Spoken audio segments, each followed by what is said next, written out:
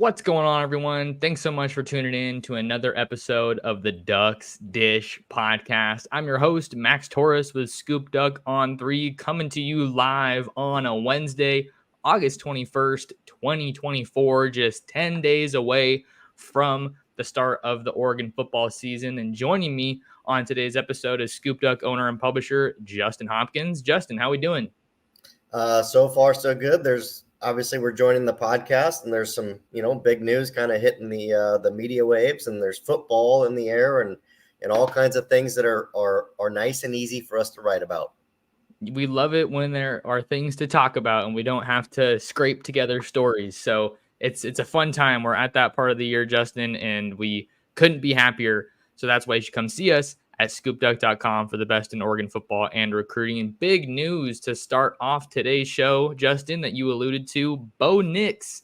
Speaking of number 10s, 10 days away from the season, number 10, Bo Nix named the starting quarterback for the Denver Broncos. Head coach Sean Payton making it official today as the Ducks get their second starting quarterback. We'll see what happens with Marcus Mariota in Washington, but we know that Bo Nix and Justin Herbert are going to be starters in the NFL.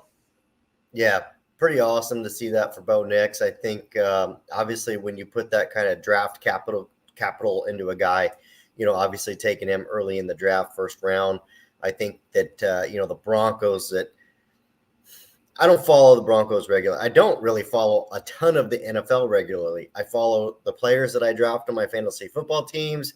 I draft former Ducks. That's kind of what I do, because people always ask me, who's your favorite NFL team? I don't have one. I really don't care. I don't care if the Seahawks win or lose. I don't care if the Niners win or lose. I don't care if the Broncos win or lose. I really just care if Bo Nix has a good game or not when it comes to the Broncos. So, as far as I know from the Broncos, looks like they might be kind of like retooling a little bit. I know they've got some good offensive players, Javonte Williams, Cortland Sutton, some help there, but, kind of in an influx. So maybe this is the guy that they start, maybe building behind and kind of, such a historic franchise there with the Broncos. And I think I saw a tweet that said this is the first rookie to start for the Broncos is John Elway. And that turned out pretty well for them. So just cool for him, and also cool for Oregon to really kind of, hang their hat on that development, because let's be honest, had he come out of Auburn with where things were there, I'm not sure that this would have happened. And 2 years at Oregon really changed things for him. He does feel like he emerged from Oregon as a completely different player than the one that we saw at Auburn. So to your point, I think that that's definitely something for Will Stein and this Oregon coaching staff to hang their hat on. And as we get into the start of the NFL season, just a couple weeks away as well, Justin, I think Oregon having another starting quarterback in the NFL is only going to help them with their recruiting efforts. Not that they really had any quarterback recruiting efforts, but we know that maybe this will help them kind of continue to raise the bar, raise the standard in Eugene, which of course we know is something that Dan Lanning and this coaching staff always want to continue striving for. As for the Broncos, I got a couple people I know, some family and friends that are Broncos fans, but I can't say I follow the team too terribly close. But I think it's cool because now if we're talking about the Broncos in a positive light or in some way, some good things to talk about, I think Bo Nix is going to be at the forefront of that conversation, and it's kind of nowhere to go but up. I think it's how a lot of Broncos fans feel heading into this season. So you got a new head coach and Sean Payton, and now you have your top pick, number 12 overall pick, that's going to be running the offense. So no easy task when you're a young quarterback that is kind of tasked with, hey, we're getting our butts kicked over here. That's why we had such a high pick. Now we want to trot you out there to lead the way for us right out of the gate. But that being said, Bo Nix is pretty old for a rookie, so he has a lot of experience under his belt, and he does a pretty good job not taking unnecessary hits and protecting himself. So I think that should be maybe some reasons for optimism out there in Denver. Yeah, he's not a burner by any means, but he's got the legs to be able to move around, avoid hits, avoid sacks, just move around the pocket, and he can stretch a play if he needs to. So I love that after kind of hearing Will Stein talk the other day, really about the current guys in the offense, Dylan Gabriel, Dante Moore, just kind of taking what's there. you saw that with Bo Nix, what he did on Sunday in the last preseason game that he played in with the Broncos. Just taking what's there, not forcing everything to be an 80-yard bomb or a 60-yard bomb. If there's an easy 12-yard dig there, take it. You know what I mean? Just take the easy money. So looks like that translated to Bo. And I think that's kind of been Sean Payton's mantra all along, dating back to the Saints, is just, his offense can push downfield, but they've also done a really good job of kind of balancing that short game and taking the easy money, if you will. So the only negative I see here is that the Broncos wear orange. So other than that, I think everything's okay for the Broncos. And to your point with Will Stein talking about the easy money, Justin, I think that was one of the biggest areas of growth that we saw from Nix during his time at Oregon. It felt like he had, to his credit, some phenomenal plays at Auburn. I think about the one where he almost ran like sideline to sideline against LSU and then just planted his feet and fired it for a touchdown. That was unbelievable, but you're not going to be able to do those plays more often than not in the NFL. So he was able to just not try to play too much hero ball and take what the defense gave him at Oregon. And obviously it worked pretty well for him en route to becoming a Heisman finalist and a top 15 overall pick in the NFL draft. So I think to your comment about the orange, I do like the Broncos uniforms, but I think we'll still root for them. Yeah, I can forgive the orange. Honestly, it used to bother me more. But I guess I don't know. I don't want to be like, hey, Oregon State's not relevant anymore. I feel mean. I still like the program. They've got some former, Keith Hayward's there, was a former Oregon coach on staff there. I've always had an appreciation for the program. It's really hard to dial that one up as much of a rivalry at this moment with where the two programs are at. I'm not saying the rivalry's dead. I'm just saying it's kind of in a lull. It is definitely in a lull. I think that's kind of an accurate way to put things. So Bo Nix, QB1 in Denver, and we sure are glad to have you guys along for another episode of the pod. Like I said at the top, coming to you guys live. We're here on YouTube at the ScoopDuck On 3 YouTube channel, as well as Twitter, both Justin and I's accounts. So if you guys are here in the live chat, go ahead and leave some comments, ask us some questions. We always like to make you guys part of the show and share your input and interact with you. So we'll get to some of those. I'll monitor the live chat as we go here, but let's get into our first topic of the day, Justin. I think we've talked about it a little bit when the news kind of first came out, but we've got a little bit more to work with now, and that's the Matthew Bedford injury. The Oregon offensive lineman looks like he's going to miss some time.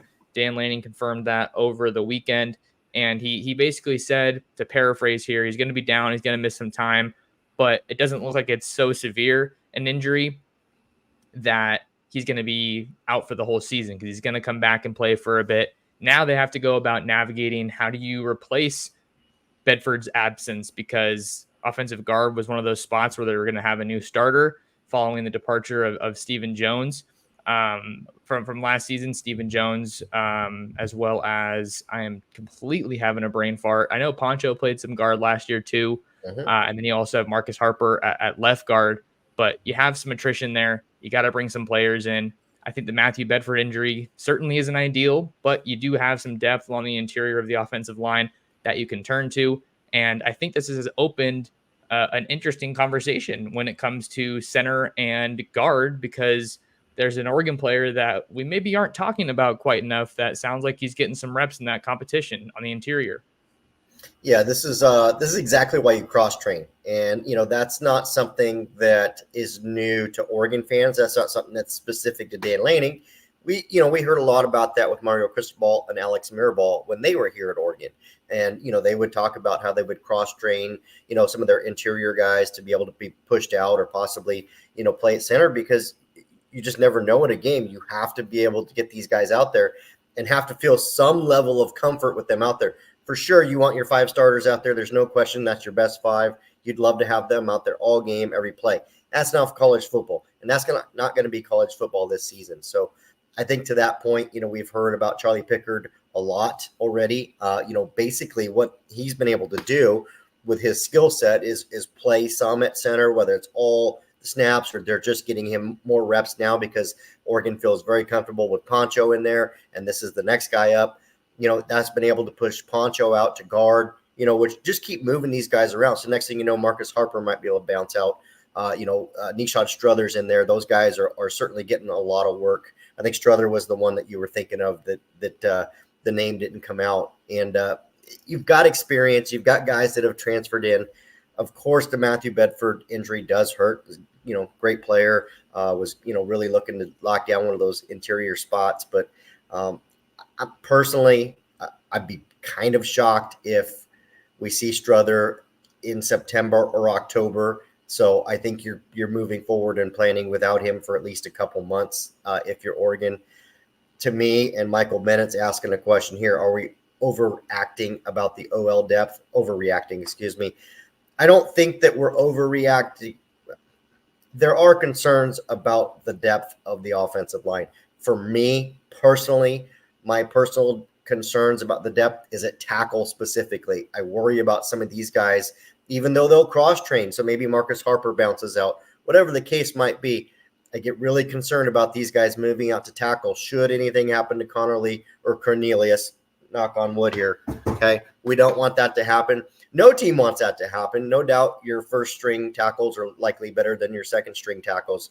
But that, to me, is a specific position where if Oregon has to push somebody out, it could create some problems against those stronger defensive fronts. Ohio State, Michigan come to immediate mind when I talk about that.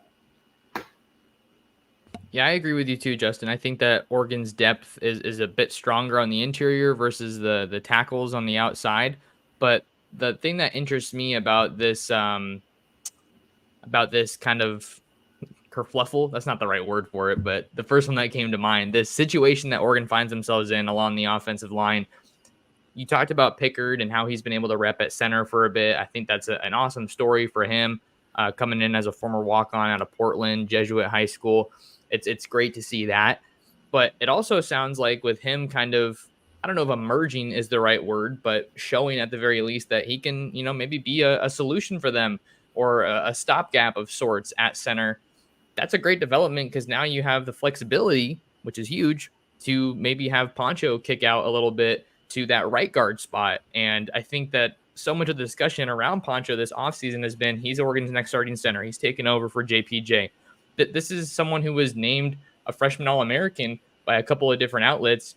I know it was at least 247 did it, but at guard. So he's played a lot. He's played plenty of guard. And I think that you're seeing some of that experience really come in handy here. So they have some options, not the situation you want to find yourself in. No one wants to be injured or have any of those injuries in fall camp here. But luckily with the way Oregon's schedule shakes out, I think you can navigate this a little bit better since you don't have like really high profile opponents really until Ohio State comes to town, right? So you should be able to navigate the month of September fairly easily. But the last thing I'll add here about Struther, it was interesting to hear him talk a little bit because he kind of detailed what his journey was like dealing with that shoulder injury last year and how he was a little bit afraid to throw a punch when he was blocking. I think it was a grade 3 AC joint strain, something along those lines. I'm not a doctor, but that's basically what he said. So it seems like he's confident and he's got a great attitude, next man up kind of a deal. And we know that Oregon's recruited offensive linemen pretty well. So I'm a little skeptical as far as how much we'll see Struther. I think I'm on kind of your same vibe there, but I'd like to see him if we can, because this is a guy that came over from East Carolina, and I don't think he was really an expected addition at the time of his commitment, but hey, maybe now he comes in handy. Yeah, and a couple things, from me there. First off, as far as Pickard's concerned, this isn't like the guy just walked on last year. He's been in the program a few years now. So, I mean, this is a guy that's been in the strength and conditioning program, knows what they're trying to do on offense, knows the terminology. So, at the very least, okay, yeah, you don't want a team full of walk-ons out there. But, I mean, even at times we talk about Georgia, and they have guys out there that are doing exactly what Pickard, might do. Second thing is this. As far as the transition from center, if we're talking about Poncho to guard, that's a very manageable transition. A slightly different, but very similar. The transition from guard or center, if you will, out to tackle is much different, much bigger. Like it's not like, oh, you just play on the offensive line, you can play anywhere. Yeah, maybe in high school, that works, but at the college level, at this level, it doesn't work like that. So, you go to practice, right? These guys have practices, they have their scrimmages. There's 3 to 4 weeks before you get into game prep and you get into games. And what are you doing at practice? You're doing trial and error, right? So just because Pickard's there and we're hearing reports, keep in mind these reports, credit to these guys for going. They're getting a 15-minute window into practice, the first 15 minutes. And that could mean 12 of those minutes are them stretching or warming up or walking out on the field or like what. And I'm not trying to diminish it, but we also have to keep it in context. So let's not just take the first 15 minutes of practice where these guys viewed realistically 5 to 10 minutes of practice and assume that's what happened the entire practice for 2 hours, right? These coaches know what they're doing day in and day out. There's only been a couple open practices per week. It hasn't even been like they can go to every practice. In fact, today's Wednesday. This is the last open practice until Monday, until game prep starts and Dan Lanning speaks to media. So you're going to go Thursday, Friday, Saturday, not really Sunday, as days that the coaching staff is with the players, and we have absolutely no window into what's going on. So just kind of keep that in mind. I hate it when people get too far one way or another, because keep in mind you saw a snippet of what they wanted you to see. There's no doubt Dan Lanning knows you're there and is going to do things around knowing that the media is there versus, hey, guess what? The guys are all gone. Let's get after it now. So Fisherman, good point. Most teams do have offensive tackle depth issues. That's why it's a massive priority in the transfer portal. Oregon's got 2 great tackles right now. We just don't know what they have behind him. That's the question. And they hope to get a little bit more clarity there as fall camp kind of winds down here as we look over to Idaho next week. But another point here, Justin, you were talking about practice and just only getting maybe see a small snippet. Let's hit on this one from William McBride. Jordan James wasn't at practice today. Do we panic now or is it minor? This was kind of funny because I know you posted about it over on the boards, and then some of our subscribers were just hilarious with the memes and the GIFs that they were putting in, like things were burning down, just mass panic. I personally don't know anything about this one in particular. I wouldn't read too much into it, at least right now. If he's absent again at the next practice, maybe that's something worth investigating. But I don't think there's much reason to worry about it after just one absence, because we know that it can be due to things outside of injuries necessarily. So not what you like to see, but I don't think it's too big of a deal. I wouldn't panic, at least right now, based on kind of what we're hearing. I'll ask around on this. Obviously, there's not really anybody for me to ask because we're getting a report as they're conducting actual practice. So these guys, like James Carpia is the one that I linked, that wrote about it and wrote that Jordan James wasn't at practice. Credit to him for being there. But he saw the first 15 minutes, and you and I are recording while they're still finishing practice right now at Oregon. So there's not really anybody for me to ask. I will dig on it. I'd be absolutely shocked if there's an injury that is concerning there. Just do not push the panic button until you know more. Like, okay, yeah, he missed the first 15 minutes of practice. What does that mean? Maybe he was getting extra tape on his left ankle. Maybe he was getting stretched out because his hamstrings were feeling tight, and he stayed in the treatment room a little longer. Maybe he missed breakfast and had to grab a quick snack out on the way to the – no. There's a lot of maybes that are totally, justified to say. So we will see. For now, I know that – I could say this. I know that he was available on Saturday for the scrimmage. So, it's certainly a new development and one that I'm currently not worried about yet. Let's stay on running backs for a second. Justin, got a question here from Timothy Taft. Who do you see as the leading running back this season? You can interpret this a couple different ways. Maybe you meant to say lead back as the go-to starter, RB1, or you could look at it from a statistical standpoint as well, if you would like. That being said, I feel inclined to think that Jordan James is going to be the lead back this season, especially with Noah Whittington working back from his season-ending injury from a year ago. We've both kind of said it over on ScoopDuck. There's no reason to rush that guy back. I don't think you want to put him out there unless you absolutely need him to. But that being said, there's not really a big need. I think Oregon should be able to get it done just fine, especially with Jay Harris coming in from the transfer portal.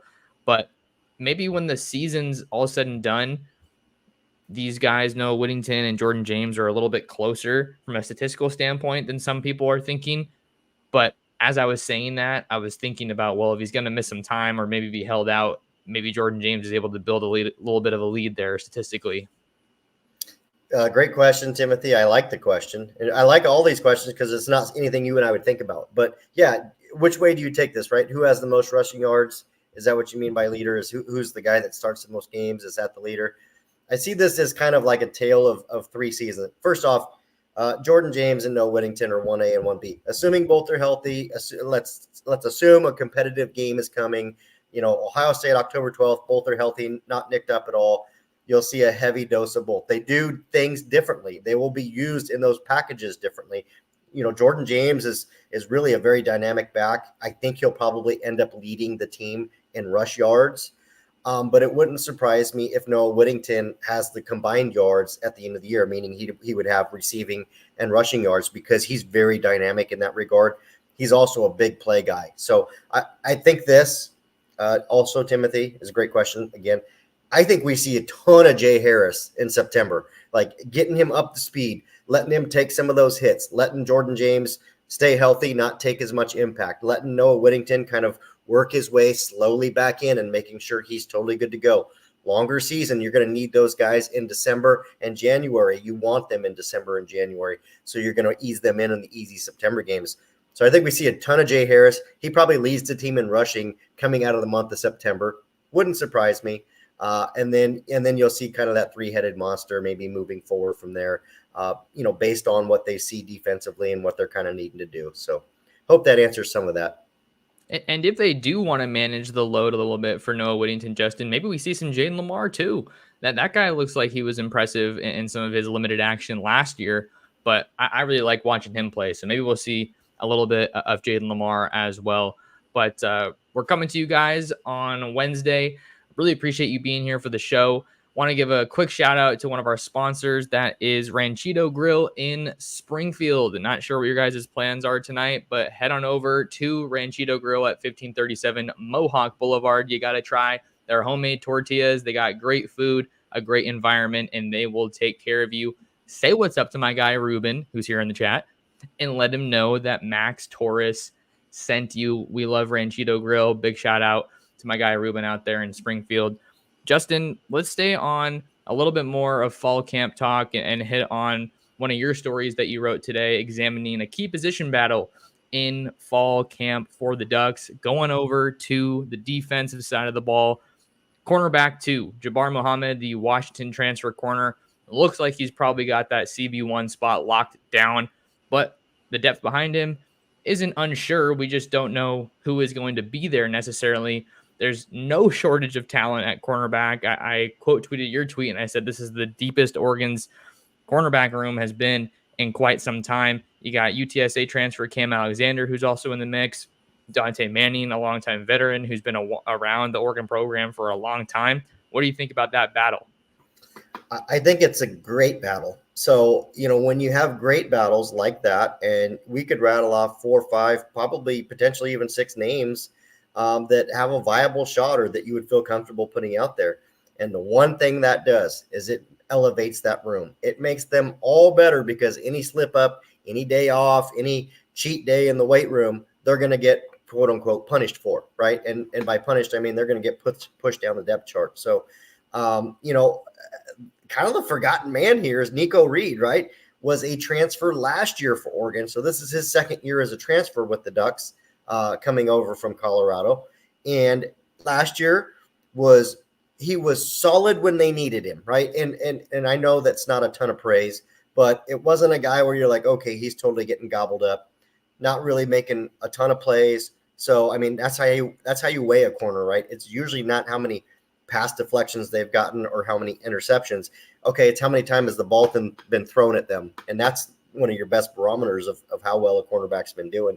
And so, a guy like Nico Reed, now second year and an experienced guy at the collegiate level, maybe this is a year he elevates and takes that next step up.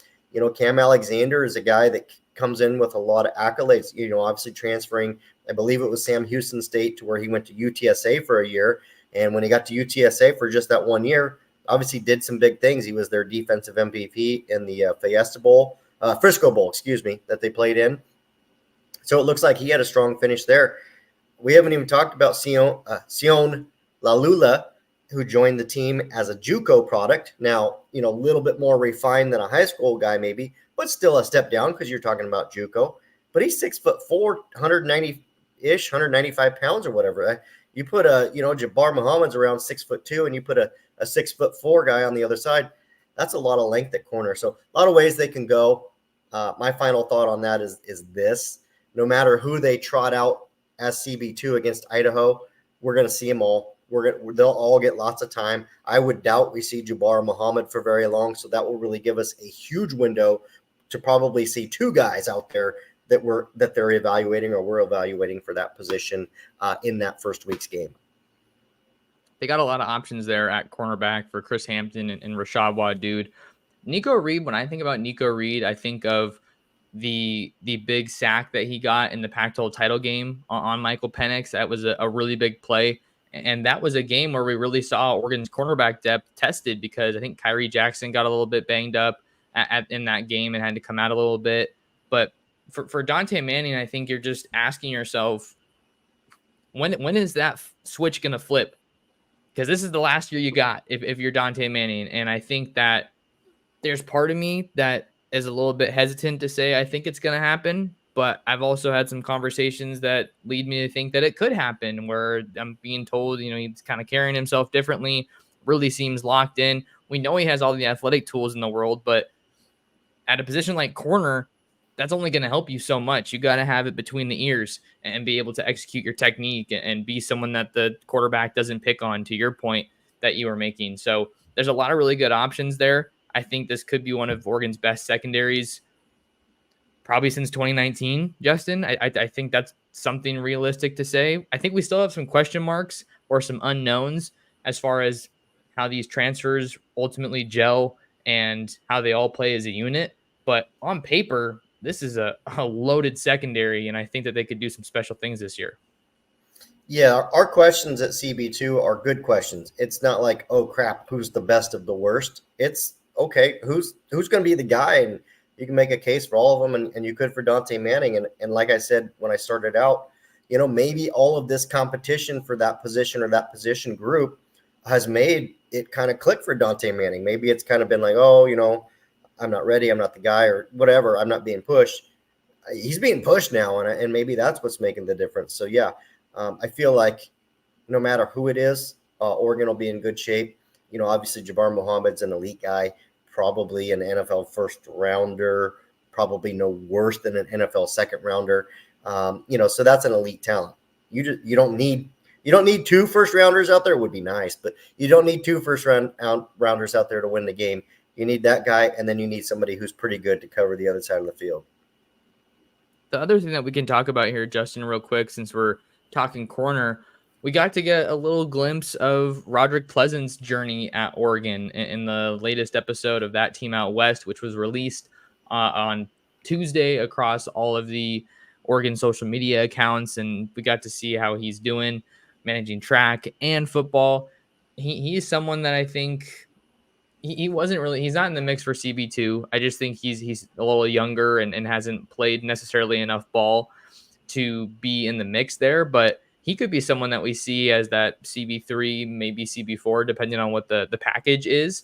And he made some noise in the Fiesta Bowl, forcing that fumble. I think when I was watching that and I saw that it was Roderick, I was a little bit surprised and excited, because he was someone who came to Oregon with a lot of fanfare. And I think that there are understandable questions, if there weren't already, I guess, just about, okay, this guy's fast. What else can he do? Like, that's what everybody's talking about. So it was exciting to see him kind of step up into that limelight a little bit, not only in the Fiesta Bowl, he also had a key pass breakup in that USC game that I was out there in Eugene for. So he's another guy that comes into that room with a lot of excitement around him. You also have Dakota Fields and Ifeoma Badegwu, who signed with Oregon in the 2024 class, along with Sion Lalulea. So lots of talent, but now it's just time to see who's going to separate themselves and who's going to give this coaching staff confidence to say, I need someone I can call on that guy to go out there and get it done. This is one of the cornerback position specifically is one of the best rooms that Oregon has on the depth chart, period. And I say that for two reasons. First off, it's talented this year, right? They've got They've got starters. They've got depth. All of that is great. The future is absolutely bright because you mentioned Efi and you mentioned Roderick Pleasant. You mentioned Dakota Fields. All three of those guys are legit, and I've heard great things about all three of them. Obviously, they've got a ton of time left. So you want to believe and you want to assume Oregon can keep all of them committed to playing at Oregon and not transferring. Should that be the case, you're going to see a few of these guys this year that are probably in more of an immediate role, graduate, move on, whatever, et cetera, and be done at Oregon. And then this next wave, those guys we just mentioned, are going to be really good players, and they're going to learn from players that are better than them. So the state of this room is in great shape for now and in the future currently. Love it. Love it. Let's hit on some of these live questions, Justin. I know you like doing the live questions, and then we can maybe wrap it up with some recruiting. Got a Bring them 5-star on. We love the questions. Yeah, bring them on. We love them. All right. Okay, this one is recruiting related, but Barry asked this question a little bit earlier in the show, so I want to try to get to it if he's still here. Barry says, I know you probably will, but can you provide an overview/opinion on why the Ducks are stuck at 14 recruits and seem to be losing steam compared to its peer group of schools? Thanks. Yeah, so this is kind of the trend we've seen lately for Oregon in the 2025 cycle, right? It seems like they're missing out on some key guys versus winning some of these recruiting battles and seeing the quacks in the headline, right? That's what we're used to. And I wrote about this and how it was kind of a stark difference that we've seen from the 2024 cycle to the 2025 cycle, Justin. And you and I both agree that is due to some degree of the increase in fluidity that we're seeing with recruiting. It's so much harder now to nail down where a guy is going. He can go to one school one weekend, have a leader, go to a different school the next, and that's his new leader. That's just the reality of the way things go.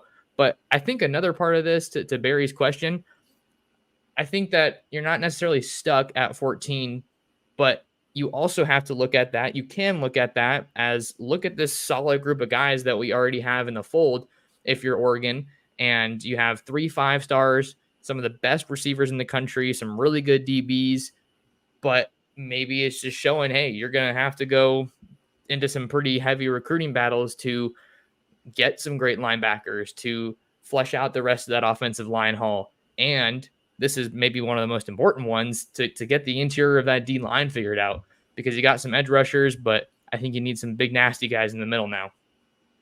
Yeah, recruiting's so fluid. And Barry, that's a great question. So I'm glad you asked it. A lot of people would be afraid to ask it and afraid of getting torched for pushing the panic meter, which you did not do in your question. You simply asked a legitimate question. And yeah, I think, Oregon was, I believe, as high as the number 3 class at one point. And we just kind of see them slide a little bit. I think they're currently at number 7.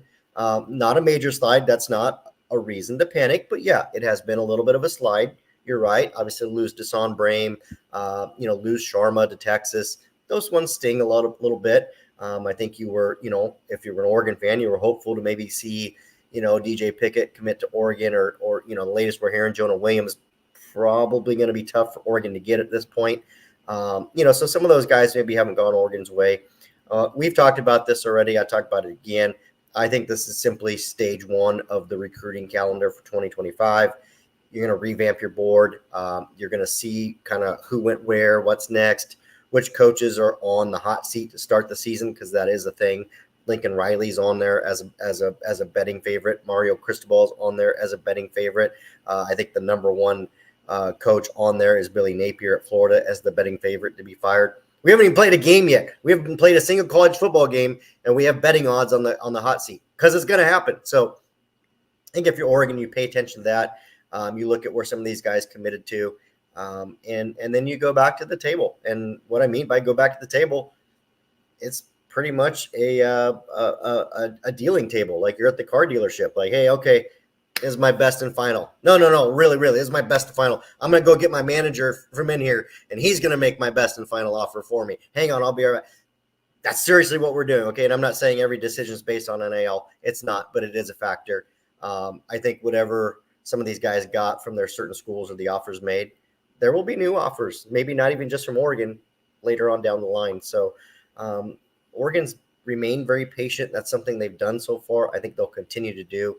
You really don't want to throw out your best offer right out the get-go. We all know that's That's how it works. You don't throw out your best offer right away. Negotiating 101. Don't throw out your best offer right away. So I think there's some of that. And then I think this more than anything, winning will take care of everything. If Oregon does what we expect them to do, I think winning will take care of everything. And, there's questions about, Florida State. Are they legit back? What's Michigan going to be under Sharon Moore? I would mention Colorado, but they don't have any commits we want, so I won't mention them. But, Texas, do they struggle under Sarkisian? Does Brian Day and Ohio State lose to Oregon and Michigan, and suddenly that dude's seat is red hot? Because that's a real thing. You got to let some of these things play out and stay patient. So that's what I think. It's a great question. It does seem that Oregon lost a little bit of steam here in the last month or so, and I agree with you.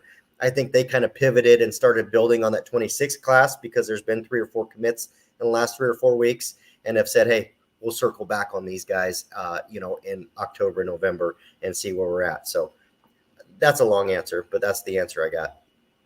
I got to be honest, Justin, you stole some of the follow-up points that I was hoping to get into, but that's all right. That's all right. I think, winning is the best recruiting tool, even in this era of name, image, and likeness. I think that Oregon doesn't throw out their best offer early, and we know that because they are some of the best when it comes to navigating NIL. And it's going to be interesting to revisit the pulse or the tone or the vibe of Oregon recruiting and how the fans feel about it in December, and just think about, remember like when there was that lull in July, and then, hey, here we are with the Ducks signing another top class. So I think that'll be fun to watch. I want to keep these questions rolling rapid fire a little bit on the back end here, because I do have a little update on the recruiting trail that I want to try to get to. But Andrew's always here, so gotta show some love. His question: do you see the Ducks possibly cross-training Casper at tight end at all, given the thin depth next year? I don't think this one's one that needs a ton of explanation, but the dude's a receiver. I don't really think that there's really been much thought given to this idea. I can understand why it would be on the table for someone, or why you would think that, because he's like 6'6", 200 plus pounds. But this guy's a receiver. I don't think that they're going to try to change his position just because they're having a little bit of struggles on the recruiting trail in the 2025 class. But I think they'll be all right, and they'll figure it out. So I don't think that they're going to cross train him. I think they want to get it figured out and get that guy on the field, that receiver. Yeah, I agree with you. I think you could use him to maybe even cover up the tight end and then set him out, because I think he's going to be a red zone monster this year. I've already said that. And honestly, wide receiver to tight end is not a dramatic difference, but it is still a difference. I don't think he's built to put his butt in the ground and block and do those things that those guys do. It's a pretty nasty job in there. So I think they're okay. More so, to your point, Andrew, it's a really good question. They need to find 2025 recruits that they can bring in, because that's where they're going to need the depth. And you got to think that there's a possibility they might hit the transfer portal after this year for a tight end.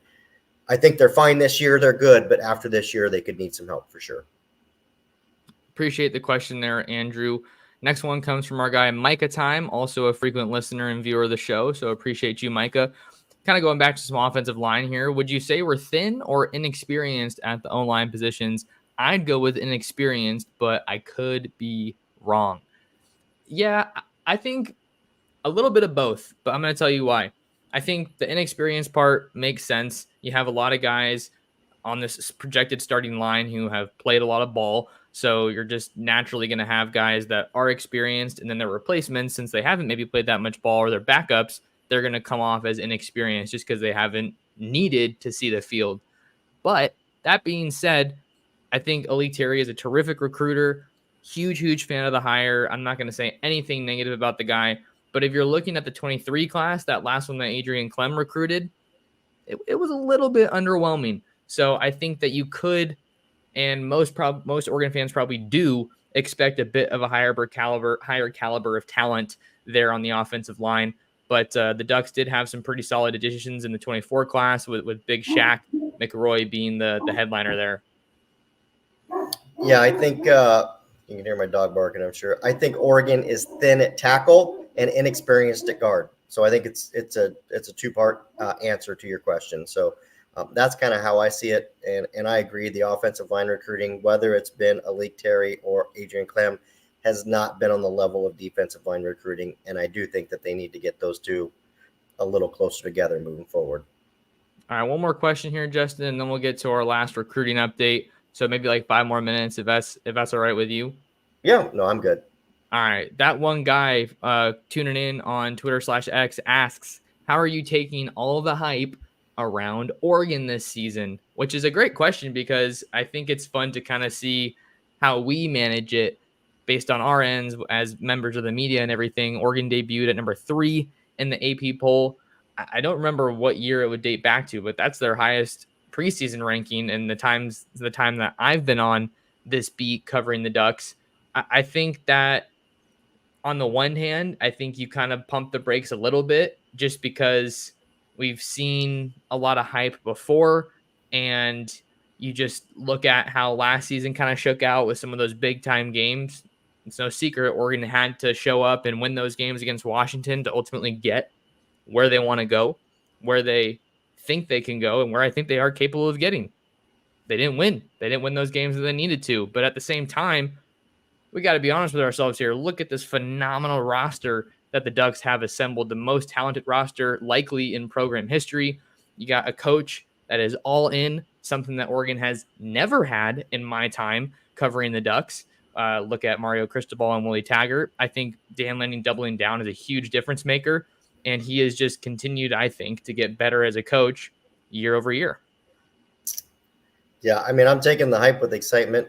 I mean, I usually try and keep a relatively level head if I can, but you can't help but get excited because of the Big Ten Conference, because of the expanded playoffs, because of what Oregon has at quarterback. Not only do they have a starter, they've got a viable backup. Yeah, the starter's better, but the backup's not bad. You got depth at running back. You've got the defense. The defensive line is absolutely loaded. You return both of your starting linebackers. Basically, your secondary which was ultimately your weakest position group last year, is much better. I don't know that it's elite, but it's still much better. And, so yeah, I mean, there's a lot of hype. I have to look at it this way, or I will look at it this way. Idaho, Boise State, Oregon State, I will take very little from those presumed wins. I don't care if it's 31-0, 64-4. I mean, if Oregon loses any of those or it's a 10-6 game, okay, then we'll have a serious conversation. But otherwise, you'll see a ton of the backups out there. You'll see guys getting reps. You'll see Oregon doing a lot of trial and error, trying to figure out things for the heart of the schedule. And I'll take more from UCLA. Seeing how Oregon performs on the road against a conference opponent. UCLA should be great. I'm not touting them as a great program. It should be a decent test for Oregon, at least early on, for us to kind of maybe get a better feel of if this is really that team or not. So hard not to get excited. It feels almost unanimous that people are excited about Oregon. And I don't mean that within Oregon media. I mean, you look nationally, everybody is saying this is a top 5 team at worst. They're number 3, they're number 4 everywhere. So it's not been often that we've seen that. And I'm excited for this season, but I'm also, I'm like the rest of you. I don't want to get bit in the ass because I got excited and all of a sudden they lose to Washington twice or whatever the case might be. So I don't know. That's why we're all here. It's sports. It's fun. It's fandom. It's not real life for us. It's not our job. And we get to go have fun. That's what sports are all about. So you take the highs with the lows. You definitely do. And I think, Justin, we're both super stoked on the season and can't wait to cover the heck out of it over at ScoopDuck. Last topic for today, we're going to get into a little bit of recruiting talk. Took me a little bit longer to get around to it, but it's because we had some great questions, so nothing wrong with that. Let's talk about a 5-star. Who doesn't love some 5-star talk? That is 2026 Nixa, Missouri offensive tackle Jackson Cantwell, a massive, massive human being, 6'8". I think he's at 310 pounds right now. Was able to interview Cantwell, who is one of Oregon's top targets, regardless of position, in the 2026 recruiting class. You can read the full interview with all the quotes over on ScoopDuck.com. He had a lot of really good stuff to say. I try to keep the updates a little bit briefer if I can, but if I'm getting some fire quotes, you guys are going to get it because that's for the recruiting diehards that like to look at this and read all of it. Justin, I think this is a cool recruitment to follow because he's from Missouri, Dan Lanning's home state. You know that you want some juice at offensive line recruiting since you've been missing out on some of those top targets of late. But Cantwell had a lot of really good things to say about Hogan, about Elite, about Dan Lanning. Two of the comments that stand out to me, he was saying that Coach Dan Lanning is one of the best salesmen that he's met. Definitely the best salesman I've talked to as a head coach. But then he followed it up with probably the best person I've talked to as a head coach as well. And then the other comment that stuck out to me was that he mentioned that Oregon is kind of on the come up and he thinks that they're going to be a contender soon, which is just interesting to hear because I think a lot of Oregon fans and ScoopDuck readers read that and they were kind of saying, well, isn't Oregon a contender already? I feel like they've been one of the winningest programs in the country for a bit now. So those were kind of some interesting ones that we can just break down from Cantwell. Yeah, I mean, obviously you did the interview, and that was great. You were able to get him on the phone. Like I've said with other recruits, anytime these guys, I think spend time with a media person, maybe more related to a specific school, usually bodes well, right? All right. It's probably not doing a lot of interviews for Jacksonville State, for example, right? I mean, so you get my point there. I do like, I do think that no matter how Oregon finishes this 2025 class, no matter what they do, this guy has got to be at the top of the board. You need tackles. There is an argument to be made for this guy to come in and start right away. Again, that would be in 2 years. That wouldn't be in a year. But there is, there's going to be a door there for Cantwell to come in and play right away at Oregon. Should they end up getting his commitment. So Missouri, Oregon's dabbled in Missouri. It's been some mixed success so far. I know Dan Lanning's trying to use, some old connections there to make it a little stronger, but there is absolutely no doubt in my mind that Jackson Cantwell is probably, if he's not the most important guy on their board, he's in the top 3 for sure. So. And the other thing with Cantwell, we know he's an important prospect for the Ducks in the 26 class. He had a cool little detail about one of his, I think it was his summer visit to Oregon. He said, my dad and I aren't the biggest fans of surprises, but we were greeted by what he said was basically the entire coaching staff, the entire football staff at Oregon. He said it was like 70 people when he got off the plane, which I'll be honest, that's a little overwhelming to me too. But we know that we've heard those stories, right, Justin, of Lanning or a different coach meeting the recruit at the airport just to show how important that visit is. And that's kind of what he followed up with after he said that. It was kind of cool to just see how important I am for them, or how big of a priority. I'm paraphrasing a little bit here, but we know that they'll go to the extra length to try to put those nice touches on a recruitment. And I think that with what we've seen Oregon start with in the 2026 class, you already got a big time offensive lineman in Cody Green in the fold, like Andrew's comment says here. And then you're also feeling pretty good about Nacho Emmanuel. I can't remember how you say the full name. But it's another big time offensive lineman, Emmanuel Nacho, in the 2026 class, one of the very best out of the Baltimore, Maryland area. Yeah, they certainly seem to have, well, for starters, it seems like it's a better offensive line class overall in 26 than it was in 25. 25 is kind of, top heavy, but just, and none of them are really out west. So we'll see, how it transpires. But yeah, when you've got Cody Green in the boat, even if you can just add one more between Ihanacho and Cantwell, if you can add either one of them, you're in great shape. I think saying that Oregon would get all 3 is probably a little bit aggressive, but heck, you never know. So yeah, if you can get 2 of those guys and a couple interior guys, you're probably done with your class in 26 for offensive line. Well, there you have it. It has been an awesome show, Justin. Really appreciate everybody that's shown up in the live stream. Got some good people showing up. Love the numbers.